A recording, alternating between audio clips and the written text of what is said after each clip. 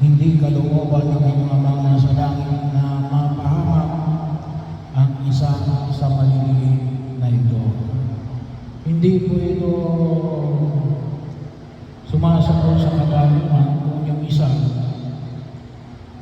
laban doon sa 99. Ngunit ito ay sumasagot sa kagalingan na alin na wala dapat napapahamak.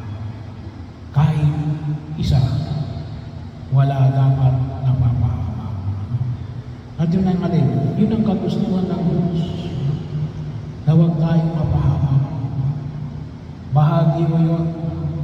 Kaya nga ho, napakahalaga yung elemento na makita ko natin na yun ang pinakadahilan kung bakit nais ng Diyos na pakinabangan natin yung kanyang pagliligtas, na huwag tayong mapahamak. Bahagi ho. Ngayon, sabi na natin bakit tayo napapahamak? Kasi na, ay tayo ay nawawala, nagwawala. Pero kahit naroon, gusto pa rin ng Diyos na hanapin tayo. Kaya nga bahagi mo lang dito sa pagkitao namin kung sana makatugon tayo sa kanyang panawagan. Sabi nga namin ngayon, kung tayo lamang ay ang term na natin na ginamit natin kahapon ngayon, nasa grasya ng Diyos, katulad ni Maria na napupuno ng grasya ng Diyos. Hindi tayo mapapahamak. Pagkakataon din naman ang sabi natin ay kapag tayo ay wala sa grasya ng Diyos, tawag na natin yung disgrasya. Natawag natin disgrasya. Walang grasya. Kaya tayo napapahamak. Kaya napakahalaga na makita natin na tayo gumagahang sa landas ng kabanalan. Kasi yun ang dulot ng Panginoon, kaligtasan. Sabi na natin ay bakit tayo napapahamak? Ba't pinababayaan ng Diyos? Ba't hindi na lang tayo pilitin? Ay hindi ko namimilit ng Diyos. Ang Diyos ay nag-aanaya. Ayaw niya na tayo ay pinipilit. Ang gusto niya yung mga kaminan ng kaligtasan sapagkat bahagi ko kapag pilit hindi natin naiintindihan yung ating pagpili o pagtugon natin sa kalooban ng Diyos. Kaya nga, bahagi rin mo yung siguro sabihin natin tayo naman ay tumutugon. Bakit pa rin tayo napapahamak? Maaaring gawa ng kasalanan ng iba, naapektuhan tayo.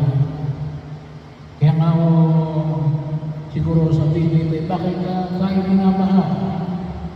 Kasi na, hinakaw yung dapat na ipagawa doon sa blood control project ay hindi nilagay doon sa blood control project. Kaya nangyari, mas malaki yung baha. Kaya may naapektuhan. Hindi naman kasalanan ng binaha.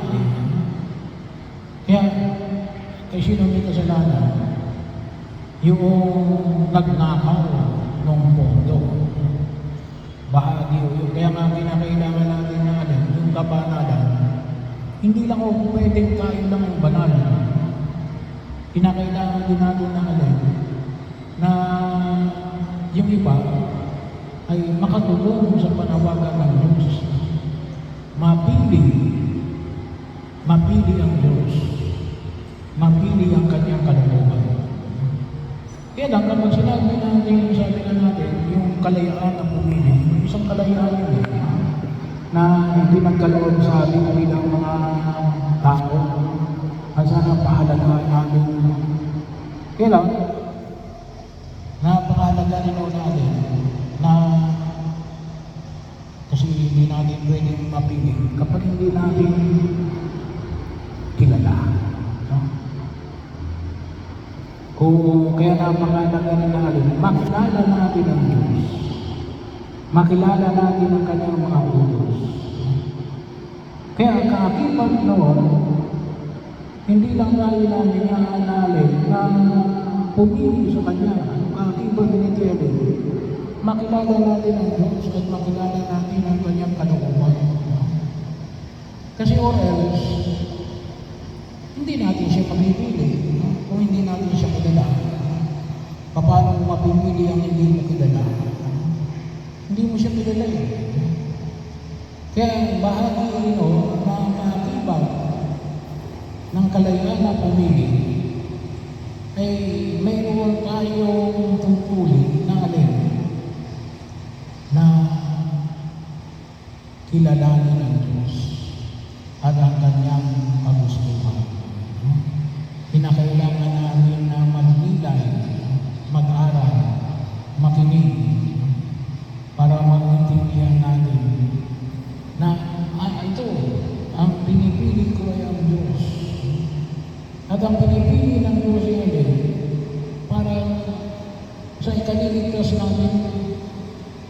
Kaya po kapag sinabi ko minsan, di ba, pagkamat siguro sabi na natin ay play of words na, kung pinasabi ng iba na pinarurusahan ako ng Diyos. Hindi ho, ayaw ng Diyos na tayo parusahan. Sino nagpaparusa sa atin? Kasi parang alam mo yan, circle. Kapag nandiyan ka sa circle na yan, at kapag lumagpas ka sa puye, napapahamak ka. Kapag lumagpas ka dyan, kapag kayo nagkasala, tiyak na mapapahamak ka.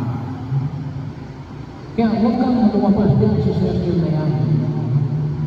Ay kailang tayo po minsan, mas pinili pa natin ang kasalanan kaysa sa Diyos. Pero ni minsan hindi sumagin sa isip ng Diyos na tayo ay parusahan.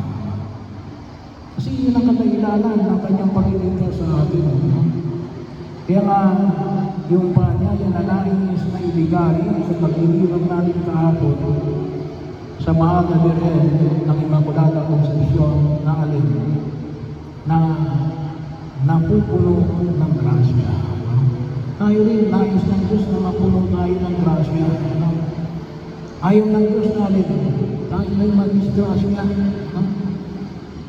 Hindi ko pwede na tayo ay wala sa grasya ng Diyos.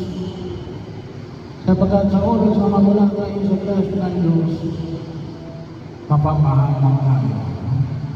Ang kinakailangan din natin, pagsumikapan natin na yung ibang tao na kasama natin ay nasa grasya din ng Diyos. Kasi kung hindi sila sa grasya ng Diyos, maaaring maapektuhan tayo sa kanilang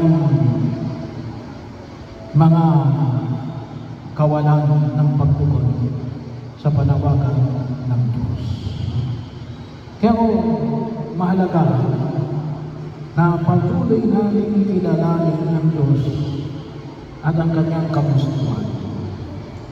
At pangalawa, mapili natin ang Diyos. Mapili natin ang Diyos na alin at nanain sa atin na alin na tayo alin na kahit isa sa atin ay alin ayaw niyang mapahamak, ayaw niyang mapasama. Kailang kuminsan, ano nangyayari?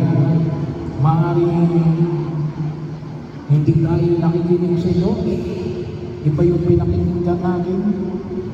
Kaya kuminsan, ang nakikilala natin ay alin, yung mga bagay na hindi kalagod-lagod sa Diyos. Kaya kuminsan, akala natin yung na magbibigay sa atin ng kaligtasan. Ayun pala'y alin, magdudulot sa atin ng kapahamakan. Pero yun nawa yung maging maliwanag sa atin. Hindi yung ninais ng Diyos na tayo ay mapahamak.